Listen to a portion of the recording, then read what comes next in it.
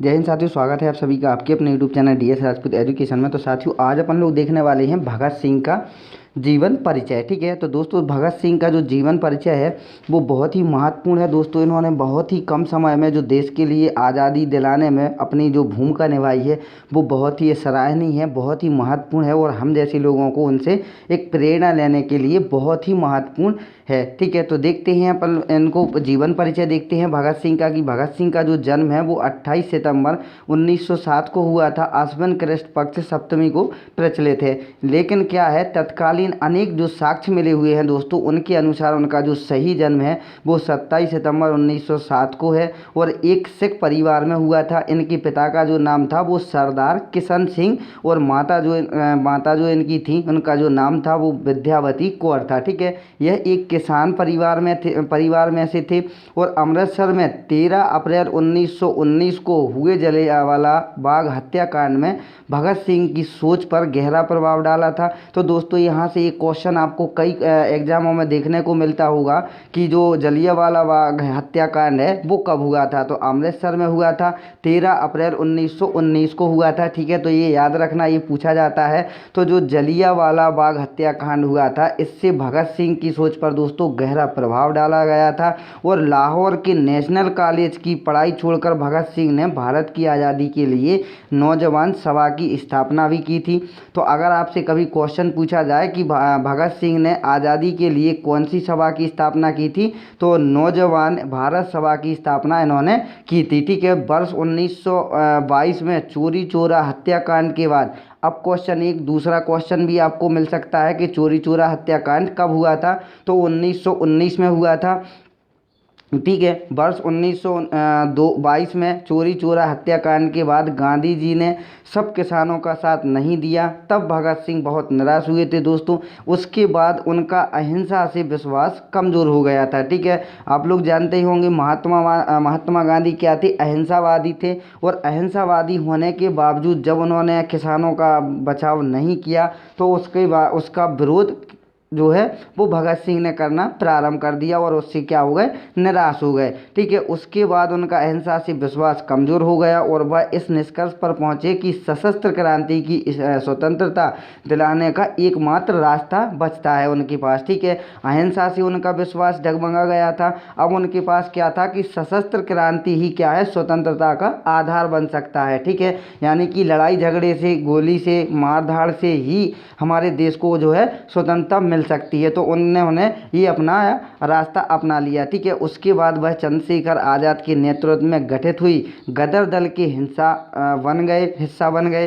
ठीक है, इसके बाद काकोरी कांड में राम प्रसाद बिस्मिल सहित 4 क्रांतिकारियों को फांसी व 16 अन्य को कारावास की सजाओं से भगत सिंह इतने अधिक उद्यत हुए कि दोस्तों चंद्रशेखर आज़ाद के साथ उनकी पार्टी जो है वो हिंदुस्तान रिपब्लिक एसोसिएशन से जुड़ गए और उसे एक नया नाम दिया, हिंदुस्तान सोशलिस्ट रिपब्लिक एसोसिएशन। ठीक है, अब इसके बाद देखते हैं, तो आपको बने रहना है दोस्तों, भागना नहीं है, बहुत ही महत्वपूर्ण है दोस्तों। भगत सिंह ने जो हमारे देश के लिए अपना बलिदान दिया है वो एक सराहनीय योगदान है और हमें उनसे प्रेरणा लेना चाहिए दोस्तों। तो आप लोग ज़रूर देखिएगा, इससे संबंधित कई सारे क्वेश्चन आपसे एग्जामों में पूछे जाते हैं।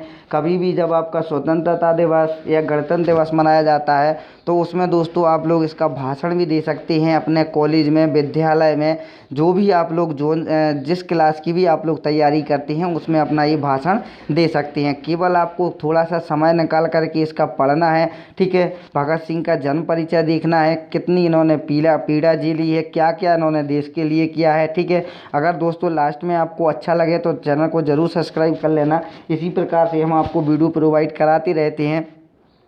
अब दोस्तों कुछ और पॉइंट देख लेते हैं। संगठन का उद्देश्य था सेवा, त्याग और पीड़ा झेल सकने वाले नवयुवक तैयार करना था। ठीक है, जो इन्होंने अपनी पार्टी का विलय किया था उसका जो उद्देश्य था वो संगठन था, त्याग था और पीड़ा झेल सकने वाले नवयुवक तैयार करना इनका मुख्य उद्देश्य बन गया था। इसके बाद भगत सिंह ने राजगुरु के साथ मिलकर 17 दिसंबर सन 1928 को लाहौर में सहायक पुलिस अधीक्षक रहे अंग्रेज अधिकारी JP साडर्स को मारा था। इस कार्रवाई में क्रांतिकारी चंद्रशेखर आज़ाद ने इनकी पूरी सहायता की हुई थी। ठीक है, इसके बाद क्रांतिकारी साथी जो थे बटुकेश्वर दत्त के साथ इन्होंने मिलकर के भगत सिंह ने वर्तमान नई दिल्ली स्थित ब्रिटिश भारत की तत्कालीन सेंट्रल असेंबली के सभागार संसद में 8 अप्रैल 1929 को अंग्रेज सरकार को जगाने के लिए बम और पर्चे फेंके थे।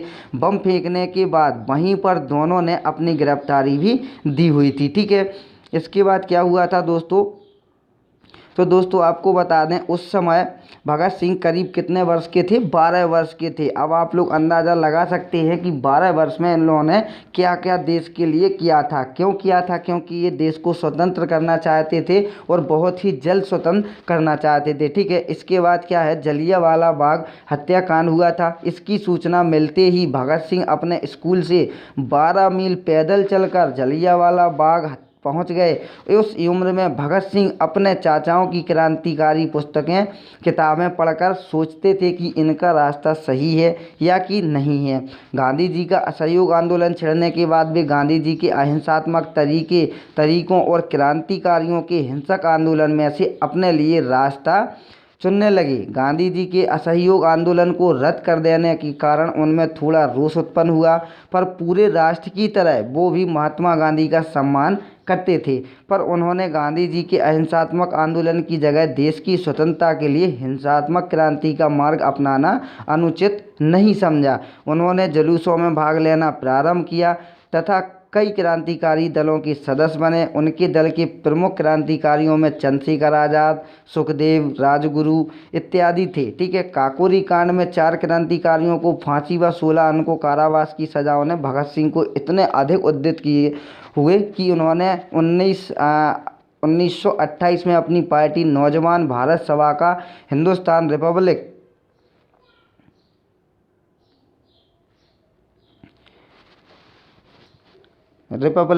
में साइमन कमीशन की बहिष्कार के लिए भयानक प्रदर्शन हुए। इन प्रदर्शनों में भाग लेने पर अंग्रेजी शासन ने लाठीचार्ज भी किया। इसी लाठीचार्ज से आहत होकर लाला लाजपत राय की मृत्यु हो गई थी।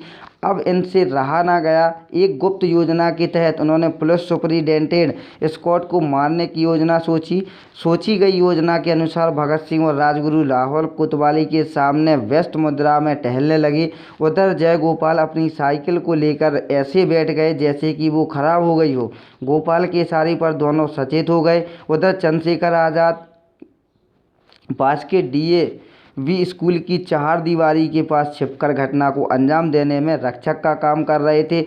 17 दिसंबर 1928 को करीब 4:15 बजे ASP सैंडर्स के आते ही राजगुरु ने एक गोली सीधी उसके सर पर मारी, जिससे वह पहले ही मर जाता। लेकिन तुरंत बाद भगत सिंह ने भी 3-4 गोली दागकर उसके मरने का पूरा इंतजाम भी कर दिया था। ये दोनों जैसे ही भाग रहे थे कि एक सिपाही चंदन सिंह ने इनका पीछा करना शुरू कर दिया। चंद्रशेखर आज़ाद ने उसे सावधान किया, आगे बढ़े तो गोली मार दूंगा। नहीं मानने पर आज़ाद ने उसे गोली मार दी और वो वहीं पर मर गया। इस तरह इन लोगों ने लाला लाजपत राय की मौत का बदला भी दोस्तों ले लिया था। इसके बाद नेक्स्ट क्वेश्चन देखते हैं, नेक्स्ट पॉइंट देखते हैं। पॉइंट क्या है, असेंबली में बम फेंकना। इन्होंने असेंबली में दोस्तों बम भी फेंका हुआ था।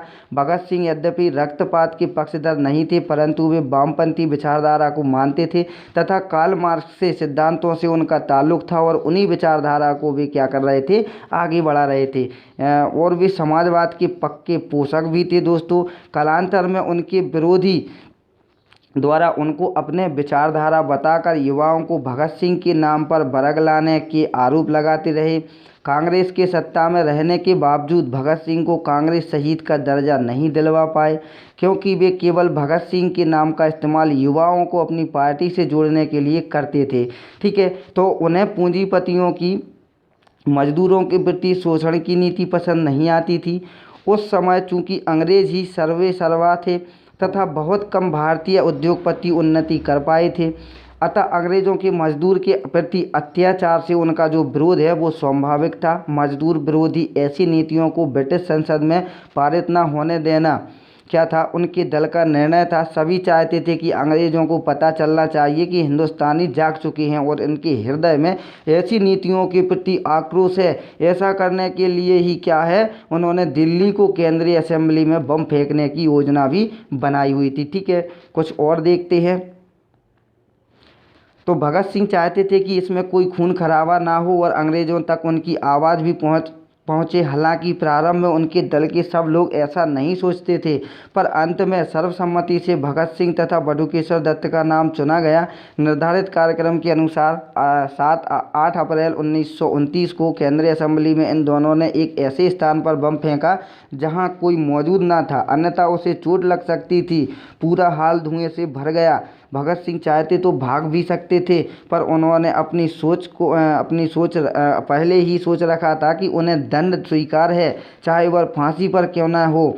अतः उन्होंने भागने से मना कर दिया। उस समय वे दोनों खाकी कमीज तथा निकर पहने हुए थे। बम फटने के बाद उन्होंने इंकलाब जिंदाबाद, साम्राज्यवाद मुर्दाबाद का नारा भी लगाया था और अपने साथ लाए पर्चे हवा में उछाल दिए। इसके कुछ ही देर बाद पुलिस आ गई और दोनों को गिरफ्तार कर लिया गया। ठीक है, अब क्या है, अब उनका जो फांसी का कार्यक्रम था वो आपके सामने आता है। 26 अगस्त 1930 को अदालत ने भगत सिंह को भारतीय दंड संहिता की धारा 129, 302 तथा विस्फोटक पदार्थ अधिनियम धारा 4 और 6F तथा IPS की जो धारा है 120 उसके अंतर्गत अपराधी सिद्ध किया। तो 7 अक्टूबर 1930 को अदालत के द्वारा 68 पृष्ठों का निर्णय दिया, जिसमें भगत सिंह, सुखदेव तथा राजगुरु को फांसी की सज़ा सुनाई गई थी। फांसी की सज़ा सुनाए जाने के बाद ही लाहौर में धारा 144 लगा दी गई। इसके बाद भगत सिंह की फांसी की माफ़ी के लिए प्रिवी परिषद में अपील दायर की गई, परंतु यह अपील जो है वो 10 जनवरी 1931 को रद्द कर दी गई। इसके बाद तत्कालीन कांग्रेस अध्यक्ष पंडित मदन मोहन मालवीय ने वायसराय के सामने सज़ा माफ़ी के लिए 14 फरवरी 1931 को अपील दायर की। वह अपने विशेषाधिकार का प्रयोग करते हुए मानवता के आधार पर फांसी की सज़ा माफ़ कर दें। भगत सिंह की फांसी की सज़ा माफ़ करवाने हेतु महात्मा गांधी ने 17 फरवरी 1931 को वायसराय से बात की। फिर 18 फरवरी 1931 को आम जनता की ओर से भी वायसराय के सामने विभिन्न तर्कों के साथ सज़ा माफ़ी के लिए अपील दायर की गई। यह सब कुछ भगत सिंह की इच्छा के खिलाफ हो रहा था। भगत सिंह नहीं चाहते थे कि हम अंग्रेज़ों के सामने झुकें, उनको जो करना है वो करने दीजिएगा। ठीक है, अगर वो फांसी देते हैं तो हमें फांसी मंजूर है, लेकिन उनसे माफ़ी मांगना या कोई अपील करना, ठीक है, ये हमें मंजूर नहीं है। ठीक है, तो भगत सिंह नहीं चाहते थे कि उनकी सज़ा माफ़ की जाए। 23 मार्च 1931 को शाम में करीब 7:33 पर 23 मार्च 1931 को शाम करीब 7:33 पर भगत सिंह तथा उनके 2 साथियों सुखदेव व राजगुरु को फांसी दे दी गई। फांसी पर जाने से पहले वे लेनिन की जीवनी पढ़ रहे थे और जब उनसे उनकी आखिरी इच्छा पूछी गई तो उन्होंने कहा है कि वह लेनिन की जीवनी पढ़ रहे थे और उन्हें वह पूरी करने का समय दिया जाए। कहा जाता है कि जेल के अधिकारियों ने जब उन्हें यह सूचना दी कि उनकी फांसी का वक्त आ गया है तो उन्होंने कहा था, ठहरिए, पहले एक क्रांतिकारी दूसरे से मिल तो ले। फिर 1 मिनट बाद किताब छत की ओर उछाल कर बोले, ठीक है अब चलो। फांसी पर जाते समय वे तीनों मस्ती से गा रहे थे, मेरा रंग दे बसंती चोला, मेरा रंग दे बसंती चोला, मोए रंग दे बसंती चोला। ठीक है, ये फांसी जाते वक्त फांसी जब उनको लगनी थी, फांसी की तरफ जा रहे थे तो तीनों मस्ती में गाते हुए जा रहे थे। ठीक है, यानी कि उनके अंदर बिल्कुल भी उनके अंदर डर नहीं था, ना ही कोई खौफ था। ठीक है, फांसी के बाद कहीं कोई आंदोलन ना भड़क जाए, इसके डर से अंग्रेज़ों ने पहले उनके मृत शरीर के टुकड़े किए, फिर इसे बोरियों में भरकर फिरोजपुर की ओर ले गए, जहां घी के बदले मिट्टी का तेल डालकर ही उनको जलाया जाने लगा। गांव के लोगों ने आग जलती देखी तो करीब आए। इससे डरकर अंग्रेज़ों ने उनकी लाश के अधजले टुकड़ों को सतलुज नदी में फेंका और भाग गए। जब गांव वाले पास गए तब उन्होंने उनके मृत शरीर के टुकड़ों को एकत्रित कर विधिवत दाह संस्कार किया और भगत सिंह हमेशा के लिए अमर हो गए।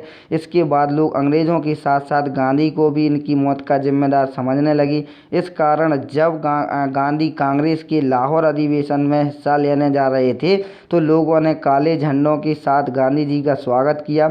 एकांत जगह पर गांधी जी पर हमला भी किया, किंतु सादी वर्दी में उनके साथ चल रही पुलिस ने उनको बचा लिया। तो दोस्तों, कैसी लगी आपको भगत सिंह की जीवनी?